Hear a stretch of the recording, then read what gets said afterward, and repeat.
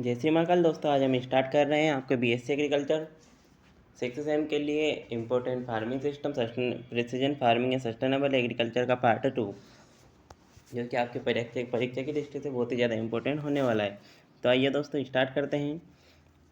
बहुफसलियों के प्रमुख कारण हैं। दोस्तों जो बहुफसली होते हैं उनके जो प्रमुख कारण हैं वो कौन कौन से हैं। दोस्तों बहुफसलियों के प्रमुख कारण खरपतवार नियंत्रण, मृदा अपरदन को नियंत्रित करने के लिए रोकना, स्थिरता बनाए रखने के लिए और पानी बचाने के लिए। तो दोस्तों पहला, दूसरा और तीसरा तीनों सही। खरपतवार नियंत्रण, मृदा अपरदन को नियंत्रित करने के लिए, स्थिरता बनाए रखने के लिए। आपका आंसर कौन सा होगा दोस्तों? सी वाला आपका सही होगा। अगले क्वेश्चन पर आते हैं दोस्तों। अगला क्वेश्चन है कि बायोगैस से बनी होती है। तो दोस्तों बायोगैस जो होती है किससे बनी होती है दोस्तों? आपकी जो बायोगैस होती है ये आपकी मीथेन, CO2 और हाइड्रोजन सल्फाइड इनसे बनी होती है दोस्तों। नेक्स्ट क्वेश्चन, निम्नलिखित में से ऊर्जा का पारंपरिक स्रोत है। दोस्तों ऊर्जा का पारंपरिक स्रोत कौन कौन सा है आपका? एक सौर ऊर्जा और पवन ऊर्जा, ये दोनों आपके ऊर्जा के कैसे स्रोत है दोस्तों? पारंपरिक स्रोत है। तो आपका जो ए और बी दोनों आंसर आपका सही होगा। नेक्स्ट क्वेश्चन, एपिस सेराना के लिए बेहतर अनुकूल है। एपिस सेराना के लिए बेहतर अनुकूल है। दोस्तों एपिस सेराना के लिए बेहतर अनुकूल जो होता है वो उच्च ऊंचाई होती है दोस्तों। नेक्स्ट क्वेश्चन, गिर गाय किस ब्रीडर के अंतर्गत आती है दोस्तों? गिर गाय किस ब्रीडर के अंतर्गत? दोस्तों आपकी जो गिर गाय होती है वो एक डेयरी ब्रीडर के अंतर्गत आती है दोस्तों। ये एक प्रसिद्ध दुग्ध पशु के रूप में जानी जाती है दोस्तों। अगले क्वेश्चन पर आते हैं। निम्नलिखित में से कौन विदेशी नस्ल की श्रेणी में आती है? निम्नलिखित में से जो कौन होती है जो विदेशी नस्ल की श्रेणी में आती है? दोस्तों जो जर्सी है ये विदेशी नस्ल की श्रेणी में आती है। नेक्स्ट क्वेश्चन, मछली पालन के लिए तालाब की सर्वाधिक अनुशंसित गहराई कितनी होती है? तो मछली पालन के लिए तालाब की जो अनुशंसित गहराई होती है दोस्तों वो 1.5 से 2 MT होती है। नेक्स्ट क्वेश्चन, एपिस मेलिफेरा को अन्यता के रूप में जाना जाता है। तो जो एपिस मेलिफेरा होती है इसे इतावली मधुमक्खी के नाम से भी जाना जाता है दोस्तों। किस नाम से? इतावली मधुमक्खी के रूप से भी जाना जाता है। और मधुमक्खी का जो साइंटिफिक नेम होता है दोस्तों ये एपिस इंडिका होता है दोस्तों। एपिस इंडिका ये मधुमक्खी का साइंटिफिक नेम दोस्तों होता है। नेक्स्ट क्वेश्चन, बायोगैस संयंत्र में गैस उत्पादन के लिए आवश्यक तापमान कितना होता है? तो बायोगैस संयंत्र में जो गैस उत्पादन के लिए आवश्यक तापमान होता है वो 30 से 35 डिग्री सेंटीग्रेड होता है दोस्तों। कितना? 30 से 35 डिग्री सेंटीग्रेड बायोगैस संयंत्र में आवश्यक तापमान होता है। अगला क्वेश्चन दोस्तों, भूमिगत किस प्रकार के गैस संयंत्र का निर्माण किया जा सकता है? तो भूमिगत किस प्रकार के संयंत्र का निर्माण किया जा सकता है? तो फिक्स्ड डोम टाइप। किस टाइप के संयंत्र का निर्माण किया जा सकता है दोस्तों? फिक्स्ड डोम टाइप जो संयंत्र होता है उसका निर्माण भूमिगत हम कर सकते हैं। नेक्स्ट क्वेश्चन, विश्व का पहला बायोगैस संयंत्र किस वर्ष स्थापित किया गया था? तो विश्व का पहला बायोगैस संयंत्र दोस्तों 1939 में स्थापित किया गया था। कब स्थापित किया गया था? 1939 में स्थापित किया गया था। नेक्स्ट क्वेश्चन, बायोगैस के प्राथमिक उत्पाद है। जो बायोगैस होती है उसका प्राथमिक उत्पाद कौन होता है दोस्तों? तो बायोगैस का प्राथमिक उत्पाद आपके मीथेन होती है। बायोगैस का प्राथमिक उत्पाद क्या है आपका? मीथेन है।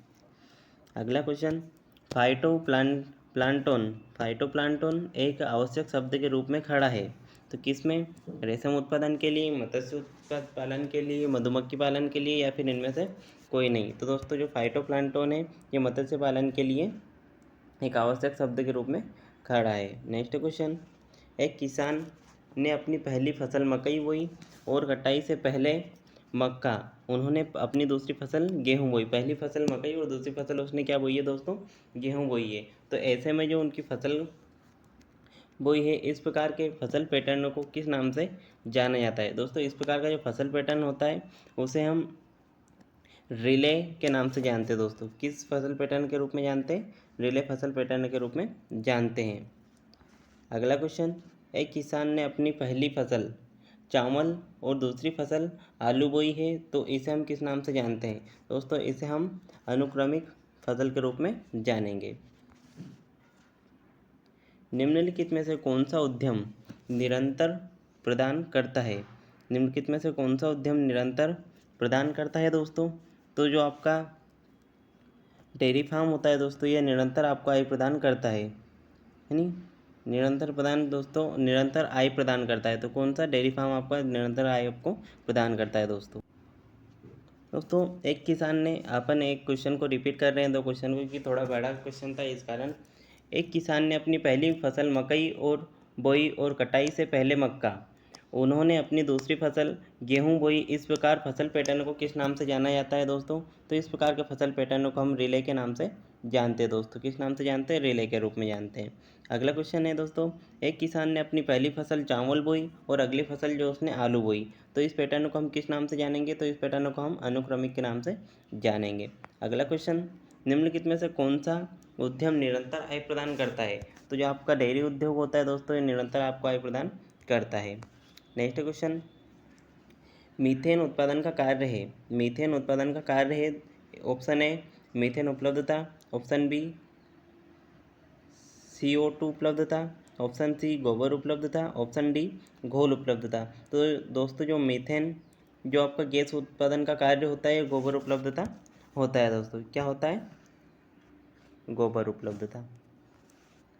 फूलों में मौजूद शर्करा युक्त यौगिक शहद है, अमृत है, पराग है या फिर पाश्चर है? दोस्तों फूलों में मौजूद शर्करा युक्त जो यौगिक होता है वो अमृत होता है दोस्तों। अगला क्वेश्चन, किस मौसम में गैस का उत्पादन काफ़ी अधिक होता है? तो वह कौन सा मौसम है जिसमें गैस का उत्पादन सर्वाधिक होता है? सर्दी में, गर्मी में, शरद में या फिर बरसात में? तो दोस्तों जो गर्मी का समय होता है इसमें गैस का उत्पादन सर्वाधिक होता है। नेक्स्ट क्वेश्चन, शहतूत रेशम का सबसे बड़ा उत्पादक कौन है? शहतूत रेशम का सबसे बड़ा जो उत्पादक है ये कौन है दोस्तों? तो शहतूत रेशम का सबसे बड़ा उत्पादक भारत, चीन, फिलीपींस या फिर श्रीलंका? तो दोस्तों शहतूत रेशम का जो सबसे बड़ा उत्पादक देश है ये आपका दोस्तों चाइना है। मधुमक्खियों द्वारा निम्नलिखित में से कौन सी स्थिति अपनाई जाती है?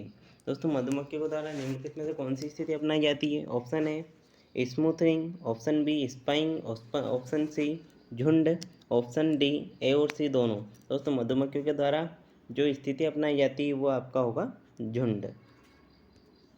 नेक्स्ट क्वेश्चन, निम्नलिखित में से कौन चारागाह है? दोस्तों निम्नलिखित में से कौन चारागाह है? ऑप्शन फर्स्ट सन हेम्प, ऑप्शन सेकंड सूरजमुखी, ऑप्शन थर्ड कुसुम, फोर्थ आलू।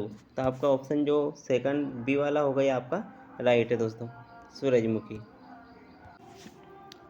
तो आपका आंसर क्या होगा दोस्तों? सूरजमुखी आपका आंसर हो जाएगा। नेक्स्ट क्वेश्चन दोस्तों, नेक्स्ट क्वेश्चन क्या है, मछली पालन के लिए किस प्रकार की मिट्टी मछली पालन के लिए किस प्रकार की मिट्टी अत्यधिक अनुशंसित की जाती है दोस्तों? तो मछली पालन के लिए आपकी जो क्ले मिट्टी होती है दोस्तों, ये जो मिट्टी है इसे ये क्ले, कौन सी मिट्टी दोस्तों?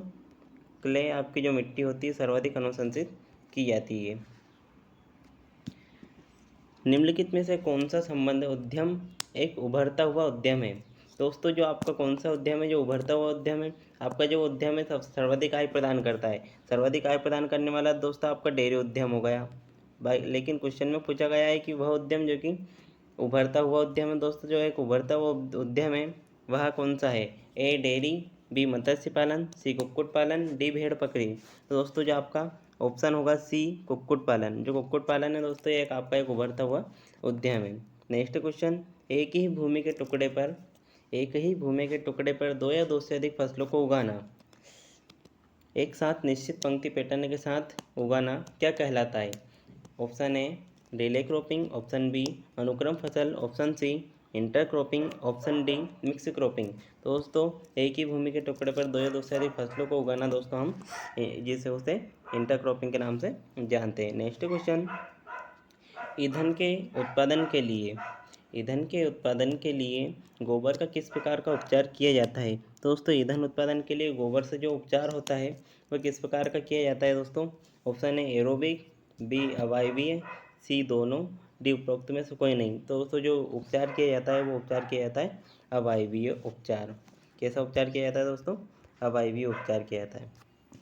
तो दोस्तों आपने आज की जो वीडियो होती है यहीं समाप्त होती है दोस्तों। यदि आपको वीडियो पसंद आई हो तो प्लीज़ वीडियो को लाइक कीजिए, चैनल को सब्सक्राइब कीजिए और ज़्यादा से ज़्यादा वीडियो को शेयर कीजिए ताकि सभी स्टूडेंट इस वीडियो का लाभ ले सके दोस्तों। और अगली वीडियो के लिए कमेंट में बताइए अगला वीडियो आपको किस टॉपिक पर चाहिए, आपके उस टॉपिक पर आपकी वीडियो तैयार कर दी जाएगी। जय श्री महाकाल दोस्तों, मिलते हैं नेक्स्ट वीडियो में।